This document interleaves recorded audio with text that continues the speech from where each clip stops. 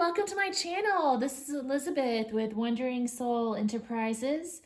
So today we're going to be talking about the Damsel archetype.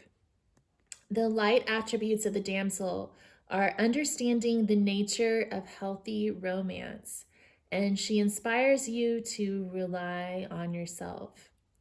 In the shadow attributes, the damsel is waiting for a knight to provide for her, and seduction by romantic illusion.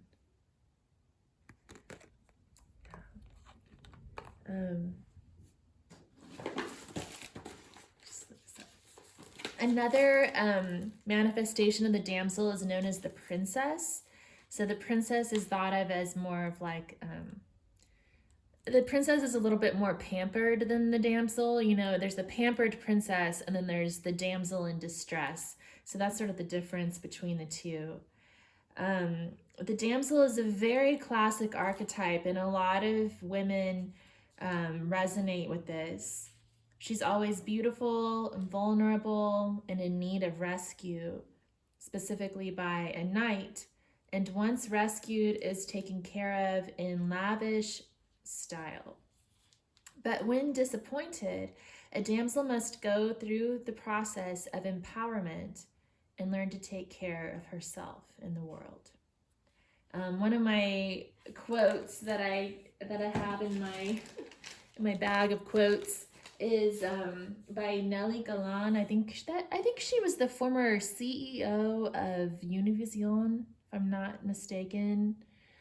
But the quote I have in the bag is, "There is no Prince Charming," and there's a whole chapter in her book that she wrote that is, I think that's actually the title of the chapter, "There is no Prince Charming," and it's all about how you've got to be your own rescuer. You know, you've got to save yourself in this world. So that's the important lesson that all of us damsels have to learn. I know this one has definitely been a core archetype for me. You know, I grew up watching Disney movies and resonated with all the princesses and always thought, you know, oh, one day, you know, my Prince Charming will show up. But, you know, in the real world, it doesn't exactly work that way. You have to learn how to take care of yourself. All right, so let's go ahead and look at the cards. From the Earth stack, we have card number 7, Tree Elf, from the Working with the Four Elements Oracle. So I'm going to read from that book. By the way, if you've been watching this series, welcome back. Thanks for coming back. If you're new to my channel or new to this series, I definitely encourage you to go back and watch the introduction video, which explains the premise of these readings, the premise of the series and why I'm doing it, and like the method to my madness behind the spread. It explains a lot. So, hold on a second. That was the wrong one.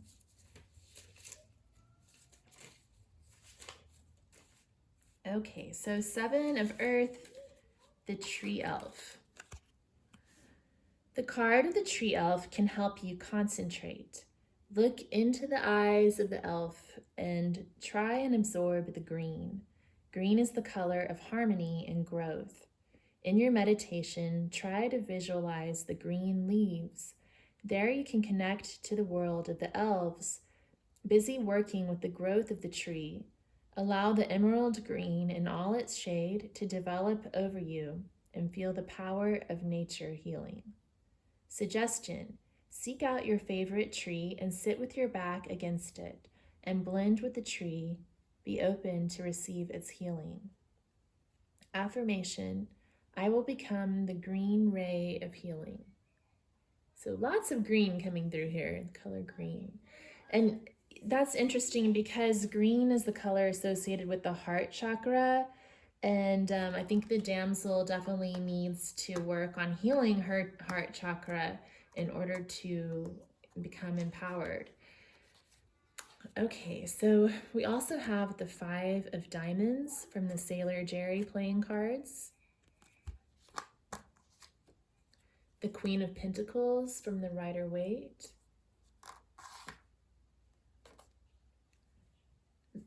Oh my goodness.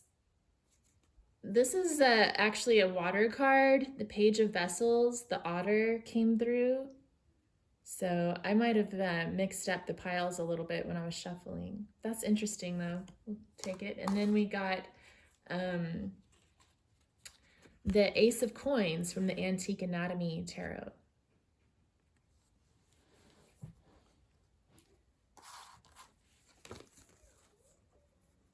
Yeah, so this is basically summarizing everything we just talked about. I think that, you know, the damsel trades her love in order to receive the stability that she's looking for in this world. And what she needs to learn when, like, the Five of Pentacles represents abandonment, disappointment, and what she needs to learn is to be okay on her own, like the Queen of Pentacles. She's got, you know, she's got her own life together. She's taking care of her family. She has her mind on her money and her money on her mind. She can do it all. So, okay. The next thing we have is from the air pile, we have card number 8, Knight of the Fairies.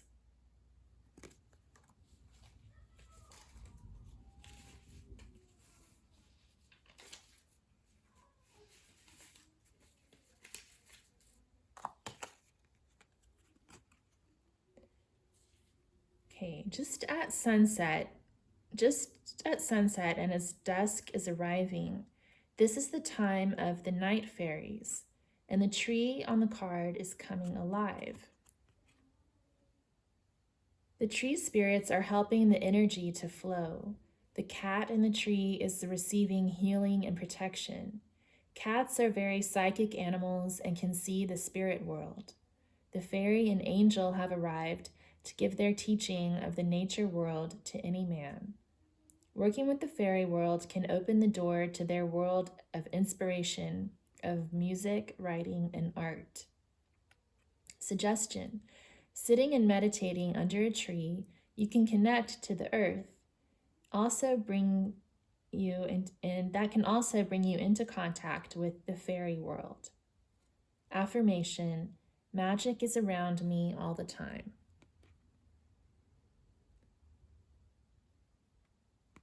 Okay, let's see what else comes through. So we have the Jack of Spades, the Knight of Swords, the 10 of Arrows, instruction,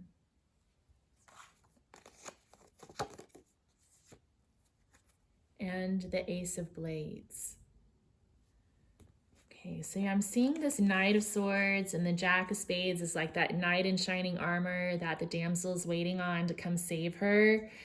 But the thing with the Knight of Swords is, like, he's very fast moving, but he can also be kind of angry and violent sometimes. He's probably the most angry and violent out of the knights. So, you know, sometimes that can lead to this disappointment and loss. The 10 of Arrows in most tarot decks represents like an ending or a betrayal, but in the Wildwood Tarot, it's called instruction, which is sort of a beautiful, different way of looking at the 10 of air energy. So this is about learning from previous generations, learning skills, passing those skills along. And I think that's really important for the damsel to build her own skills for survival so that she can get on in her own life. And then the Ace of Blades is about the truth and making clear decisions. It can also be that power of cutting out things that no longer serve you. So maybe cutting away some of those core beliefs that and conditioning that we've been brought up with, to think that we need this knight to take care of us, when really what we need to do is to learn from previous generations about how to take care of ourselves in this world.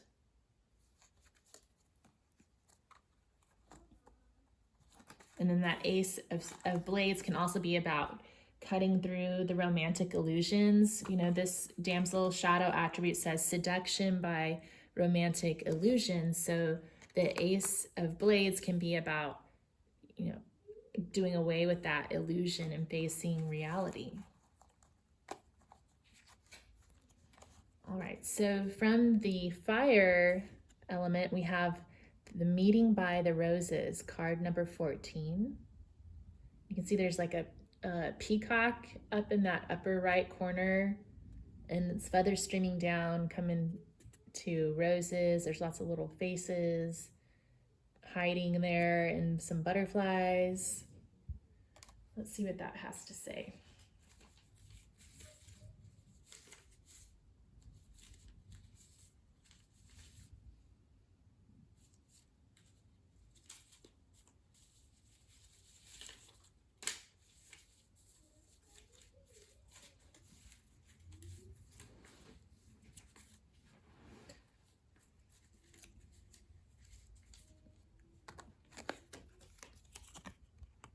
Okay.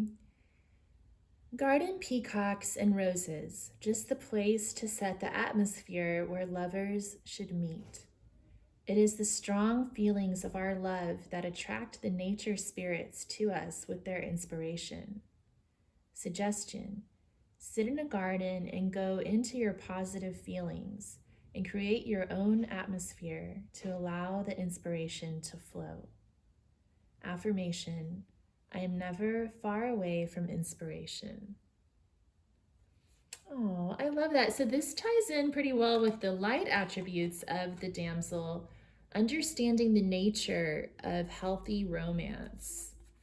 So I think this card is encouraging you to think about what it really is that you value in a romantic relationship, and to just sort of meditate on that and attract that healthy, balanced, romantic love into your life.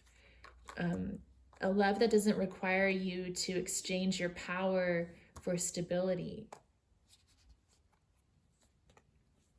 We also have the Jack of Clubs, the Ten of Wands, Nine of Bows, respect,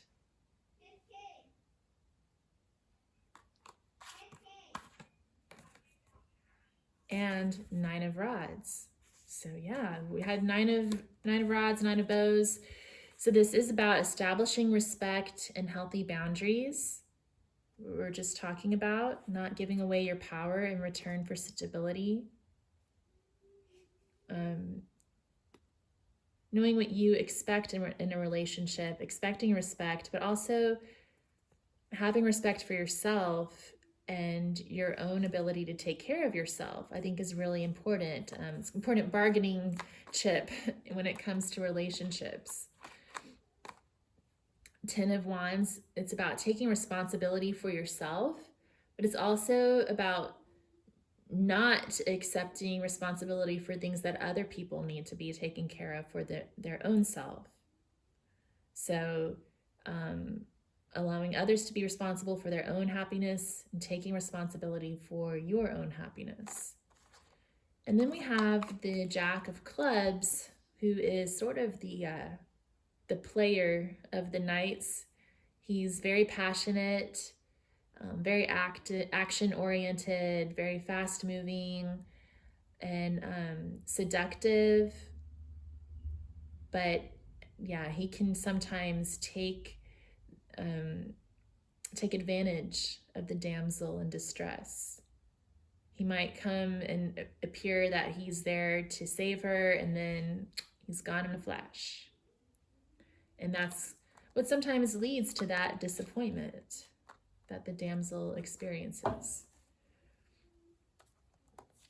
Okay, so now we have the Suit of Water, and the card that came out from the Four Elements deck is the Web of Life, card number 12.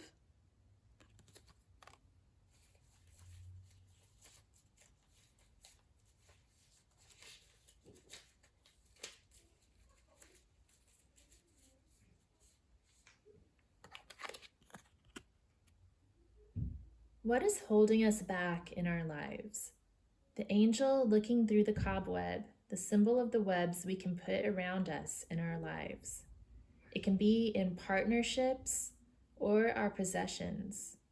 Water is the symbol of emotions in our lives. The horse swimming in the water is connected with our dreams. The grapevine slowly growing like our possessions grow in life. Suggestions. What can I change in my life, and what must I let go of?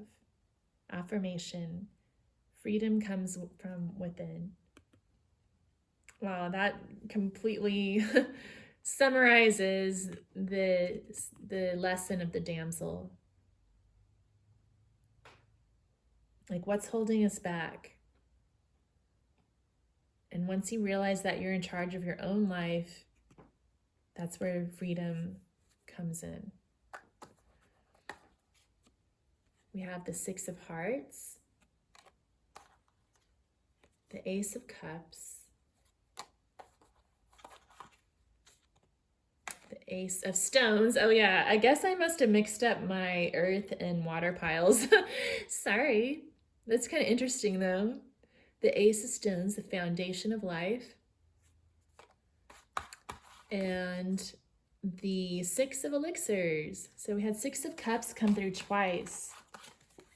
Isn't that lovely? So Six of Cups is about finding your soulmate, unconditional love, forgiveness, equal give and take, balanced, healthy relationships.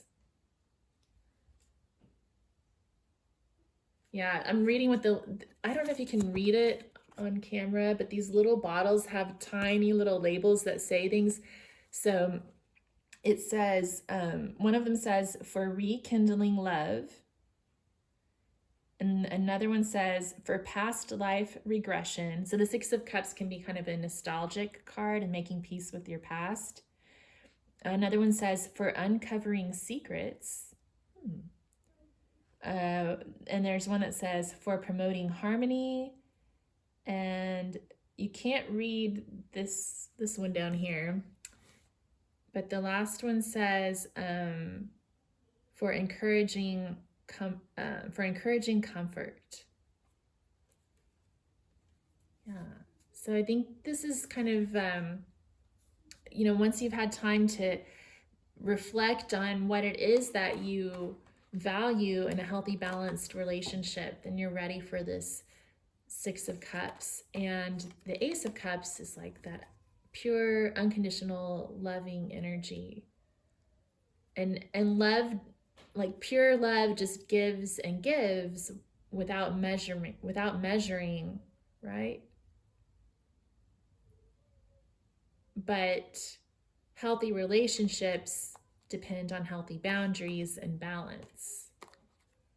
So you can keep loving and loving even this Knight of Wands or Jack of Clubs who may have made you feel disappointed, but you've still got to draw those healthy boundaries. Like, you can keep on loving them unconditionally and forgive them for hurting you, but that doesn't mean that you need to keep allowing them back into your life by any means, And it definitely doesn't mean that you need to depend on a knight in shining armor for your survival or your livelihood. You can take care of yourself. And I think that's another reason why the Ace of Stones showed up in this pile. It's about the material abundance that the world has to offer you. And so I guess the final lesson of the damsel is that she can accept abundance for herself and doesn't need the masculine to bring it to her. We also had that card show up in the actual earth pile where it belongs. So that's kind of interesting. It did show up twice in this reading. All right, so let me pull some cards from the Goddess Inspiration Oracle.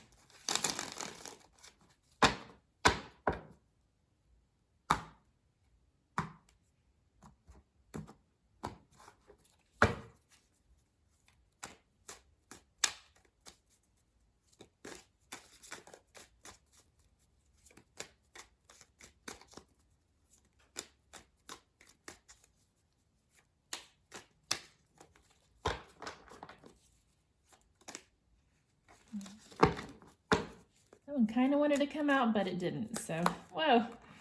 Oh, okay, let's just get one. Let's just get one.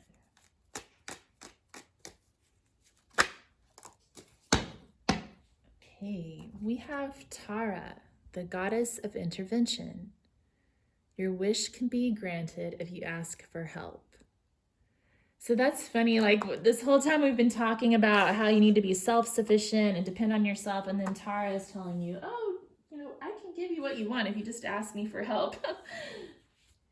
Let's see what the book says about her.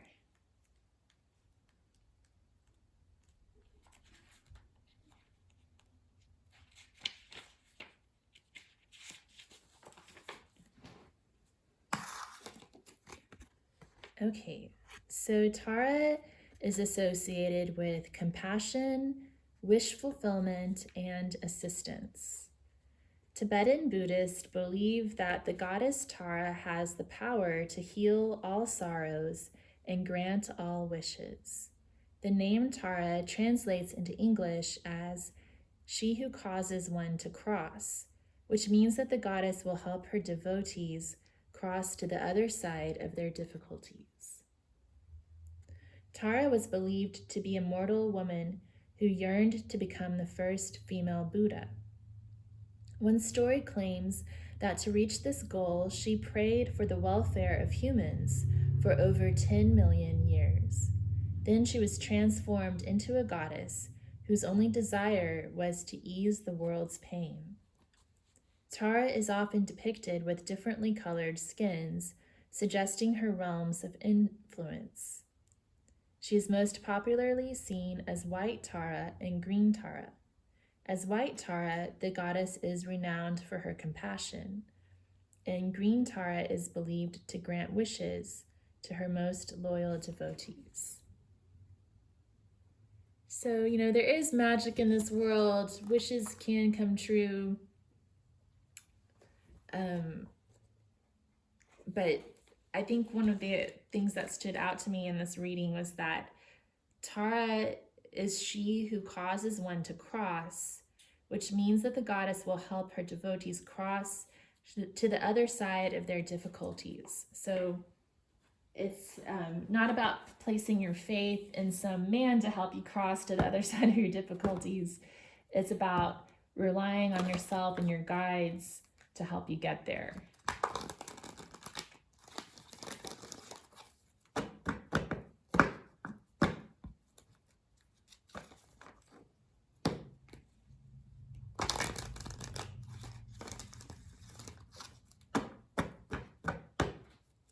I'm also, the word that keeps popping into my mind is faith. Like, have faith that you can do it, and that if you do fall on hard times, your guides will intervene on your behalf. You have to have faith.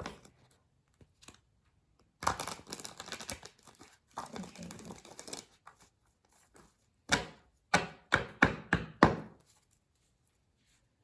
So what do we have from the Gods and Titans Oracle when it comes to the damsel?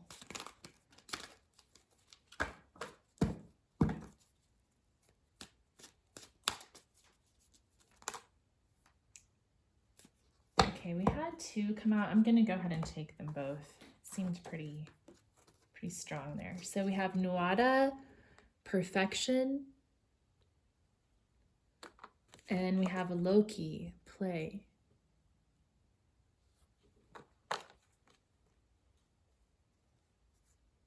Okay, I think I'm just gonna read each of their affirmations to see if there's any messages there.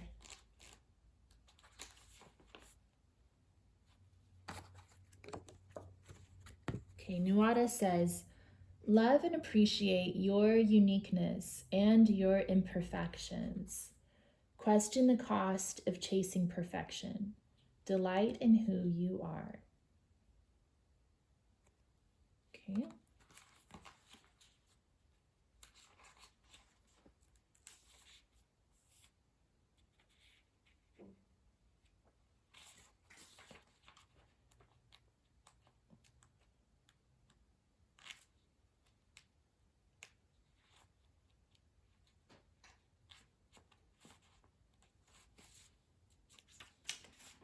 Okay, and then Loki. Loki says, look at the lighter side of the situation. Rediscover your sense of humor and play. Oh, I like that. Yeah, I think that's kind of nice to hear in a reading like this, where the story is about you need to get out there and let go of all these core beliefs you've had and take responsibility for yourself and take care of yourself. Well, Loki's here to remind you to not beat yourself up too much, to still follow your spiritual path and to just enjoy your life, you know? And Nuada is saying the kind of same thing, where don't worry about being perfect. You don't have to do everything perfectly. Another vibe I'm getting, you know what, I want to check and see if the book says anything about that, but I think with the damsel archetype in particular, since it's so ingrained into our culture, a lot of times women tend to base their self-worth on the type of knight that they're able to attract. And I think that maybe Loki and Nuada are here to kind of remind us that we don't have to worry about that, you know?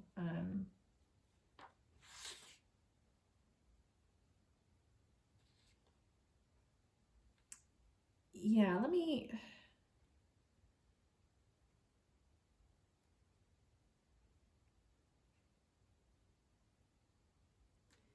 I'm going to read a little bit from Carolyn Mace's book, Sacred Contracts, which I borrowed from the library about a year ago, and I still have it because of the pandemic. Let's see. The shadow side of this archetype mistakenly teaches old patriarchal views that women are weak and teaches them to be helpless and in need of protection. It leads a woman to expect to have someone else who will fight her battles for her while she remains devoted and physically attractive and concealed in the castle. So yeah, see, there's that pressure to stay physically attractive and perfect, you know? Just everything that society expects out of a woman. The damsel's fear of going it alone is what holds the damsel-knight relationship together. So is fear really what you want to hold your relationship together? You know, you might want to think about that when you're contemplating what you want out of a loving relationship.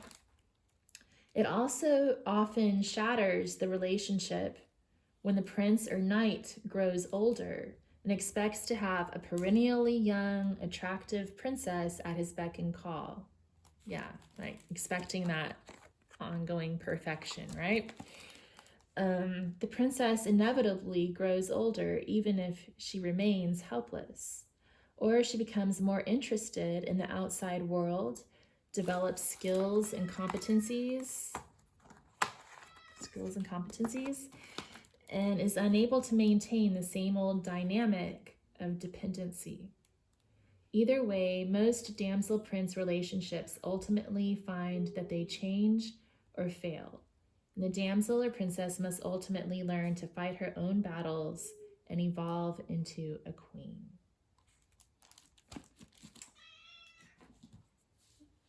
You agree, Nikita? Okay. Yeah, me too. All right. Oh, I was pulling some of the major arcana cards. Okay, so I'm going to pull up some cards from the major arcana from my 3 tarot decks to get some final messages. Oh. One, please. Just one, please.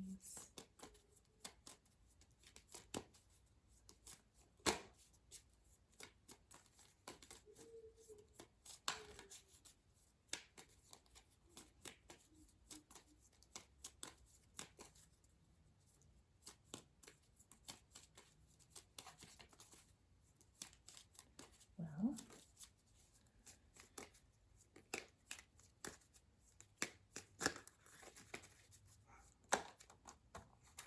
okay, I'm going to try to get just one card from each of these tarot decks.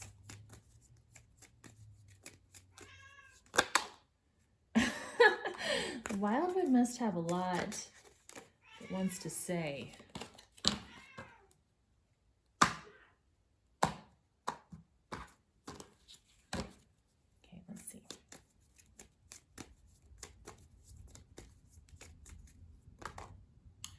All right, we'll go with these two. The Ancestor, that came out again. So the Ancestor is about commitment, tradition. Commitment and tradition are kind of what comes to mind. And then the Mirror is about going within and kind of taking a rite of passage into a new life, finding inner healing. Okay, let's see what else comes up.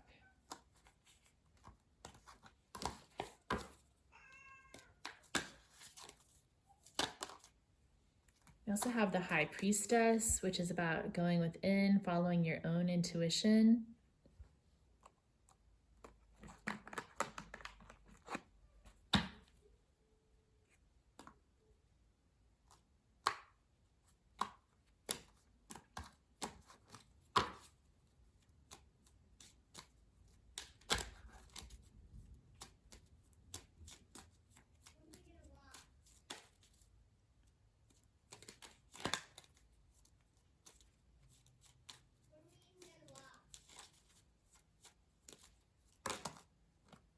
Okay, well, we had 2 come out here. Oh, 3. Great. All right. Well, we had the Hierophant come out again, which is the same as the Ancestor card.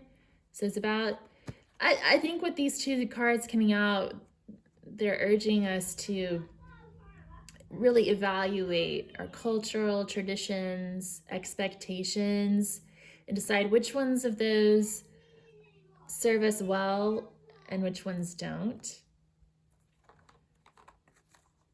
We also had Death, which is about transformation, letting old things go and moving forward towards the new things. You can see that sunrise in the background. It's kind of about personal alchemy, transformation. And then the Hermit is about going within and seeking your own inner wisdom. So we had a lot of cards about seeking your own inner wisdom and then evaluating our cultural norms and traditions. And then the Death card is about letting the old pass away so that the new can come in.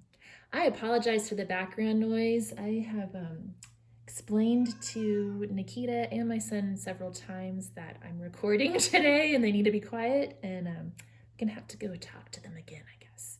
But thank you so much for tuning in. If this message resonated with you, would you please give it a thumbs up and maybe comment below, let me know what you thought. And if you like these types of readings, Please subscribe to my channel. I'm going to be doing a lot of these archetypes and elements readings. I also have a lot of pick a card tarot that I put out. Also, I have yoga sequences, and every now and then I'll post a video of me playing the guitar and singing if you're interested in that type of entertainment. So thanks again for stopping by. Have a good one and take care.